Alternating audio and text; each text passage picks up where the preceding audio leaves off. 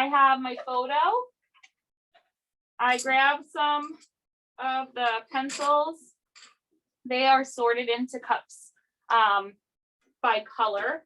I thought this made this a little bit, easier to find, and that way you can you can just grab the ones you need instead of digging through. That doesn't seem like it's a very sanitary practice for us to be doing right now. So the hand coloring pencils are sorted by color into a bin. That way you can just grab what you need and move on with your life. I am asking that before you grab any materials that are communal, you just sanitize first. Just because, why not? It's good to wash your hands anyway.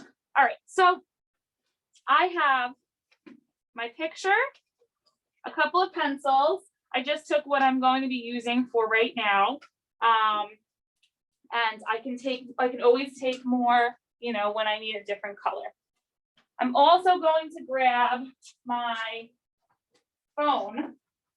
And the reason being that you want to airdrop your color version of your picture to your phone so that you can use it as a reference image as you're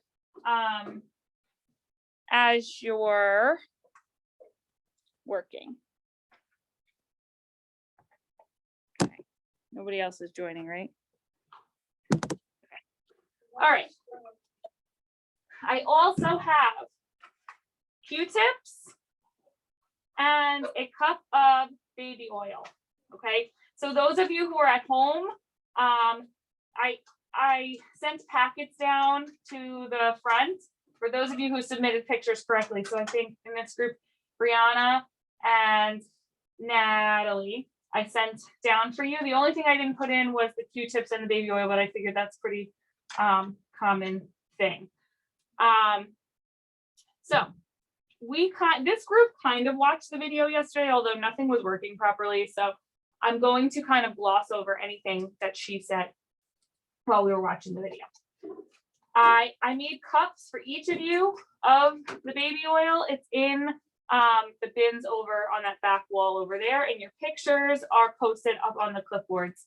If you don't see your picture, it's because it wasn't submitted, so you might need to submit it on Classroom and then I can print it for you. All right, so there's two ways of doing this. The first, and what I think is the easier and more effective way, is to take some baby oil, and I mean like a tiny bit, onto your Q-tip and paint over the area you're going to work on. Okay, you don't want your paper to be like thick or sopping with oil. You just want to kind of like put a smooth layer over the area you're going to work on. And so we'll go with the sky.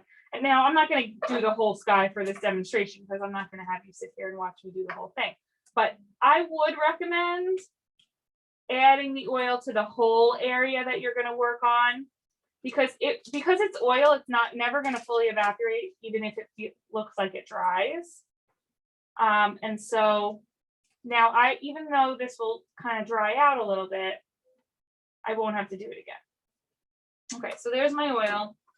And then with your pencil, you're going to just, in a small circular motion, start to fill in. Okay, I'm not pressing hard. I'm looking at my picture. And I'm just going in a nice circular motion. I'm not coloring like this. I'm not coloring like this, because then you're going to get like some real streaks happening. So just tiny circles and pressing really gently. This is much easier to add more on than it is to take away. So just keep that in mind. You don't want to press really hard and have to try to get it off, which I will go over in a second. It's much easier to just do another layer, okay? So now I've added some on, and it is a little bit streaky when it goes on. So what you can do is you can grab your Q-tip again with some oil on it, and you can actually blend on top of it as well. And it will help blend the color in a little bit. And again, you never want to use like a ton of oil. Okay, you can see it's blending it in. All right. The second way that you can do this is coloring straight onto the paper without putting oil on first. Okay, so I would just take my pencil, same thing, small little circles, light layers, color on first. You can even layer colors. I recommend layering and blending colors. Okay, I'm looking at my area. I have lighter green on top, darker green on the bottom, so I'm following that.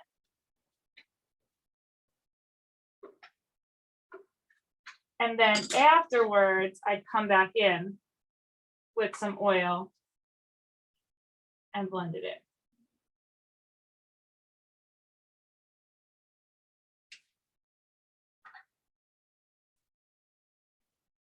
Okay. And again, never too much, never a lot, just a tiny, tiny bit. You'll see when you get your cup of oil that I've literally given you the tiniest, most minuscule amount because that's all you need. I don't want you to use a lot, okay? All right, a couple tips beyond that. The white border around the edge of your paper, that is the perfect spot to test out a color. And that is the perfect spot to test out technique. So say I wanted to try, what does it look like when I put the oil on first and then color over? You can kind of want to kind of let it evaporate a little bit. And what does it look like when I put the color on first and then blend?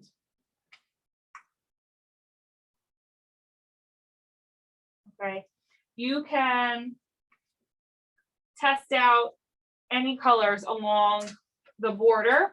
I wouldn't test on the back because it might come through. You can see on the back like the oil comes through a little bit. So you don't want to really saturate your paper too much on both sides, especially. So use the border because at the end we'll trim it and we will mat it on a nice piece of board. So you don't have to worry what anything looks like along the edge. All right, so now that that's like evaporated a little bit, I can come back in and I can do color on top.